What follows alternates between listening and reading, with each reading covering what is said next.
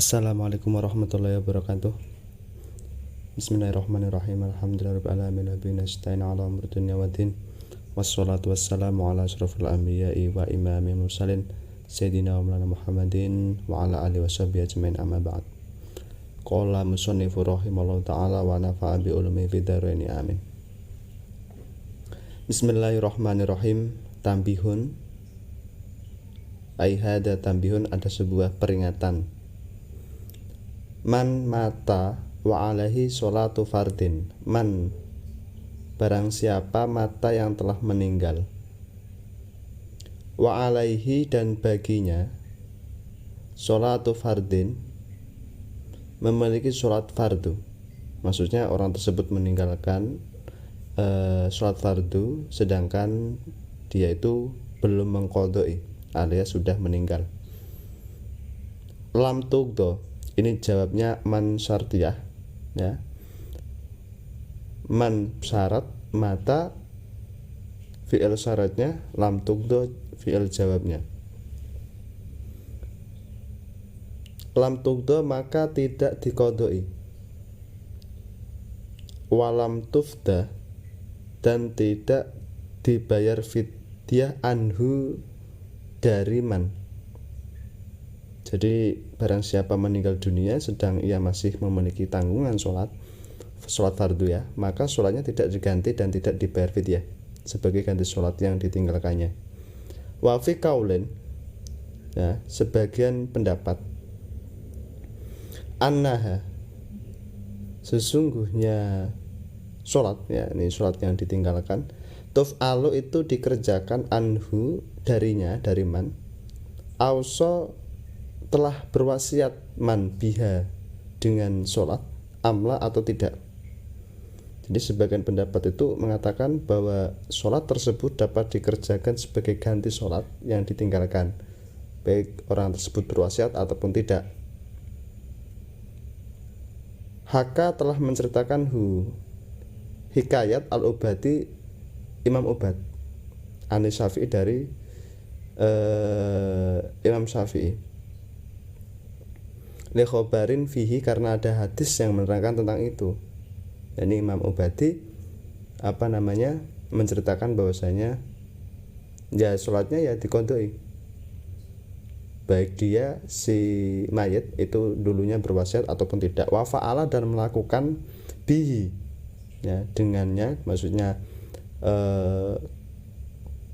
perkara tersebut, yakni mengqodoi sholatnya mayit yang telah tertinggal, as-Subki, Imam Subki, an ba'di aqaribi, dari sebagian kerabatnya Imam Subki. Dan Imam Subki melakukan itu, ya, melakukan mengqodoi sholat salah satu kerabatnya. Cuman dalam kitab I'anahnya itu menurut Imam Abu Hanifah dibayar fidyah sebagai ganti sholatnya bila mayat berwasiat dan tidak diqodoi. Ini hanya perbedaan pendapat para ulama. Wayuk maru, dan diperintah, dusiban, orang yang mempunyai masa kanak-kanak. Artinya di sini maksudnya anak kecil. Dakarun, itu laki-laki, au unsa, atau perempuan, mumayyizun, yang sudah mumayyiz. Mumayyiz itu ya gampangnya dia itu sudah bisa makan sendiri, ya, minum sendiri, mandi sendiri, itu mumayyiz. Bi ansoro, seperti yakulu, dia bisa memakan, wayas robu, dia bisa meminum, wayastanji, dan bisa cebok, ya, wahdahu. Jadi pengertian dari mumayyiz yang gampang itu pokoknya dia bisa makan, minum, cebok sendiri tanpa perlu bantuan orang tuanya. Ayajibu, artinya wajib, ala kulin, masya Allah, ala kulin, bagi tiap-tiap, min abawaihi, dari kedua orang tuanya, wa in ala, meskipun seatasnya, yakni berarti kakeknya, sumal wasi, kemudian orang yang diwasiati, ya, orang yang diwasiati, ya, contohnya misal ketika anak yatim, ya, ditinggalkan bapaknya atau yatim piatu, ada orang yang diwasiati untuk mendidik atau merawat anaknya. Wa ala malikir rokiki dan malik ya, malik yang mempunyai budak. Apa yang wajib? Ini kan belum disebutkan failnya. Ayajibu ayak muro, untuk memerintah. Yang merintah siapa? Kul tadi, tiap orang tua atau kakek atau orang yang diwasati atau malik yang mempunyai budak, biha dengan sholat, ai sholati artinya sholat, walau kodoan meskipun sholat itu kodok.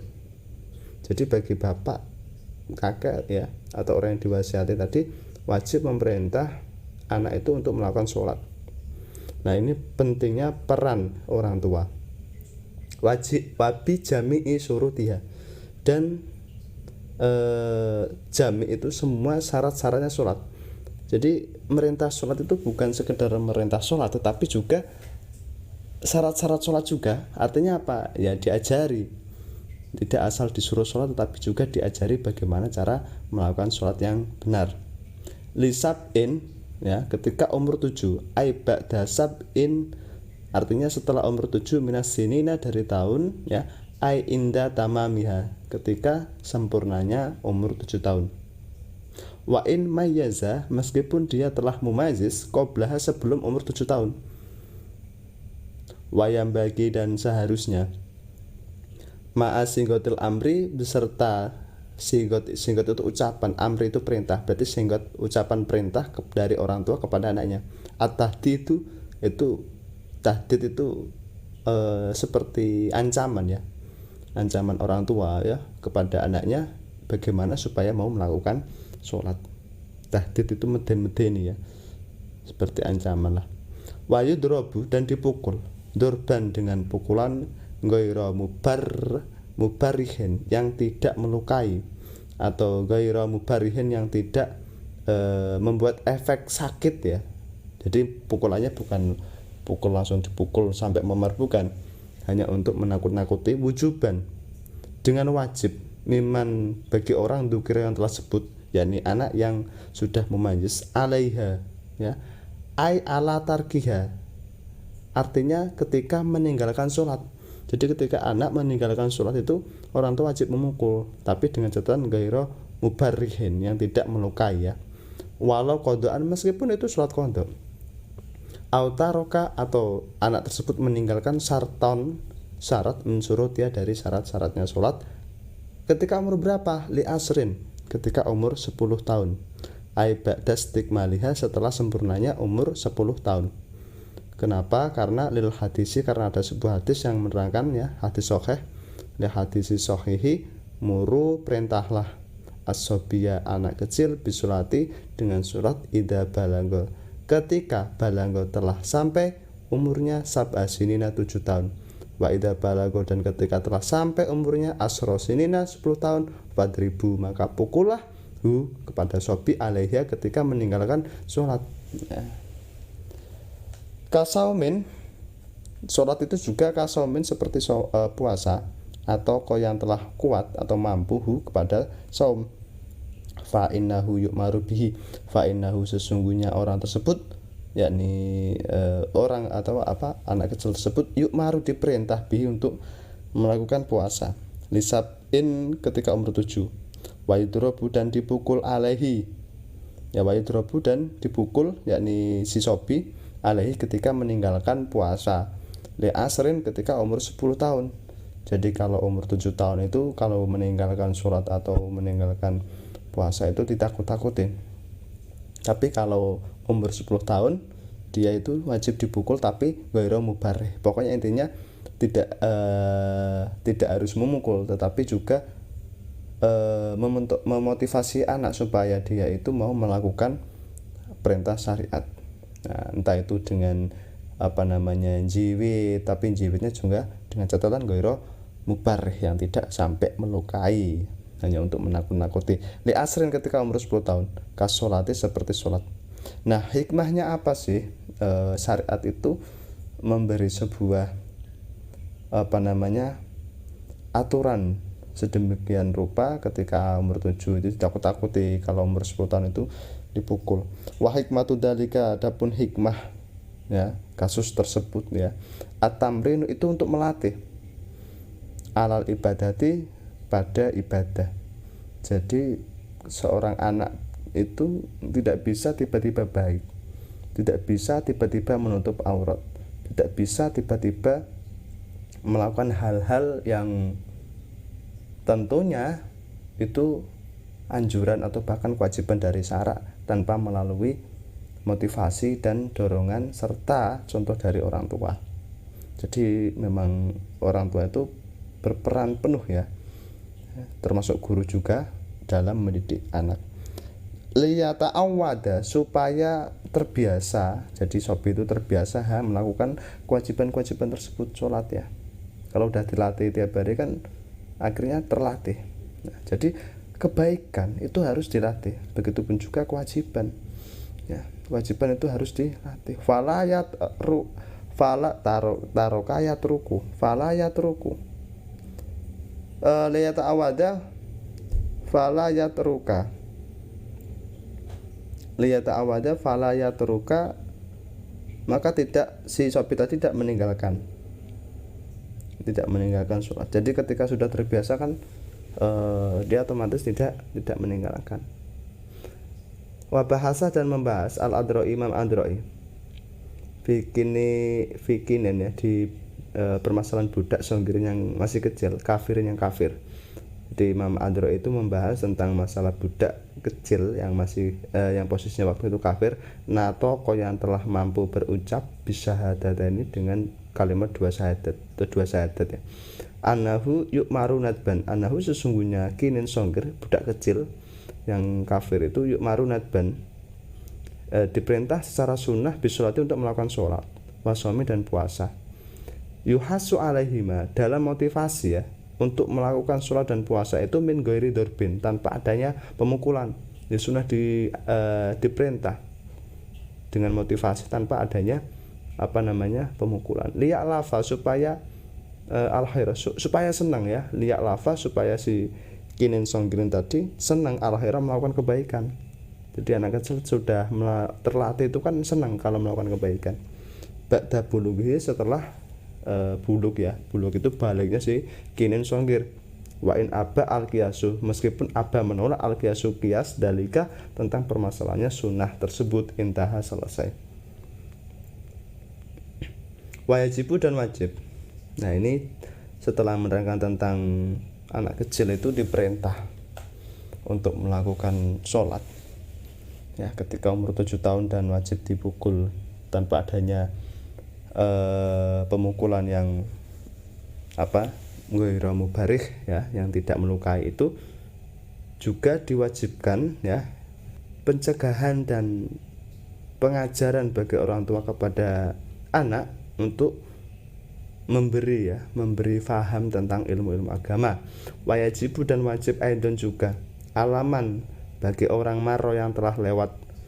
Wajib apa? Nahyuhu, mencegah man tersebut yang telah kita sebutkan di atas, yakni masalah sobi, anak kecil, anil muharromati, dari perkara-perkara yang diharamkan. Jadi misal ada anak kecil nih nyuri makanan atau jajannya temennya, orang tua kok tahu ya, wajib mencegah dan memberitahu bahwasanya itu tidak boleh.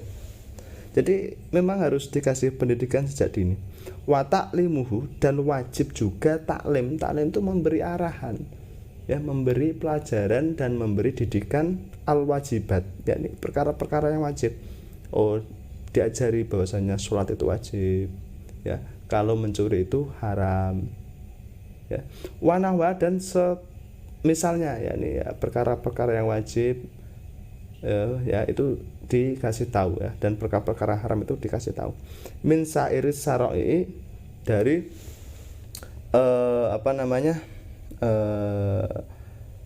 perintah-perintah syariat ad-dhahirati yang jelas ya. Walau sunatan, meskipun itu sunnah. Jadi wajib orang tua itu memberitahu bahwasanya wudu sunahnya seperti ini ya. Wajibnya basuhan pertama ya, yang penting rata. Kasiwakin ya, contoh sunnah di sini kasiwakin seperti siwakan. Wa amruhu, dan wajib memerintah ya. Bidzalika dengan itu diperintah, otomatis ketika sunnah ya diperintah bahwasanya ini loh, melakukan ini dapat kesunahan. Nah, wala yantahi dan tidak selesai, intah yantahi itu selesai, wala yantahi dan tidak selesai, wujubuma wajibnya sesuatu maro yang telah lewat, alaman bagi orang maro yang telah lewat, maksudnya wajib sesuatu yang bagi sobi yang di atas tadi disebutkan, illa bibulugi kecuali sampai baliknya orang tersebut rosi dan dalam keadaan pintar. Jadi mengajari anak itu sampai batasnya itu kapan? Posisi wajib orang tua itu mendidik sampai balik dalam keadaan pintar, sudah tahu bagaimana caranya wudhu yang benar, bagaimana caranya sholat yang benar, ya, yang inti-inti dalam peribadatan tiap hari. Contohnya paling penting ya tadi sholat. Ya, nah sholat itu harus berkaitan dengan wudhu, berarti harus diajarkan tentang wudhu. Nah sholat itu ternyata ada perkara-perkara yang membatalkan wudhu, itu juga harus diajarkan. Nah, sampai sekiranya dia itu mengetahui ya hal-hal yang bahwasanya ini wajib, ini sunnah, seperti itu. Wa ujratu taklimi, nah bagaimana cara mengajarkannya ketika seandainya orang tua itu mohon maaf kurang dalam pengetahuan agama juga, karena mungkin dari kecil itu tidak dididik orang tuanya, atau mungkin mohon maaf sibuk kerja sampai melalaikan ilmu agama. Nah ini si orang tua tadi harus wajib memberi pendidikan, entah diajarkan kepada seorang ustadz atau di pondok pesantren atau ke sekolah atau ke madrasah. Nah masalah ujroh ya atau biaya, wa ujrotu taklimihi, upah pendidikan anak tersebut ya, dalika kal Qur'ani, seperti membaca Al-Qur'an, wal adabi dan masalah adab, fi malihi di dalam hartanya anak tersebut ya. Ketika anak tersebut yatim kan punya warisan, dia punya harta, nanti masalah biayanya dari harta tersebut. Kalau seandainya dia itu punya orang tua, otomatis kan wajib dinafkahi orang tua ya, summa ala abi, ya orang tuanya, bapaknya itu. Bapaknya itu bukan hanya sekedar memberi makan, bukan hanya sekedar memberi nafkah ya, artinya dalam nafkah tersebut dikasih makan, enggak, bukan hanya itu, tetapi juga dikasih pendidikan. Nah pendidikan pun harus dikontrol, tidak boleh alah yang penting anakku sudah saya sekolahkan, masalah tahu atau tidak yang penting saya tidak bisa seperti itu, karena ada ikatan antara anak dan orang tua, tanggung jawab, yakni tanggung jawab dunia akhirat. Summa ala umihi ya, baru kemudian ibunya. Jadi yang wajib membiayai masalah sekolah itu bapaknya dulu, kemudian ibunya. Summa qala wallahu a'lam bishawab. Assalamualaikum warahmatullahi wabarakatuh.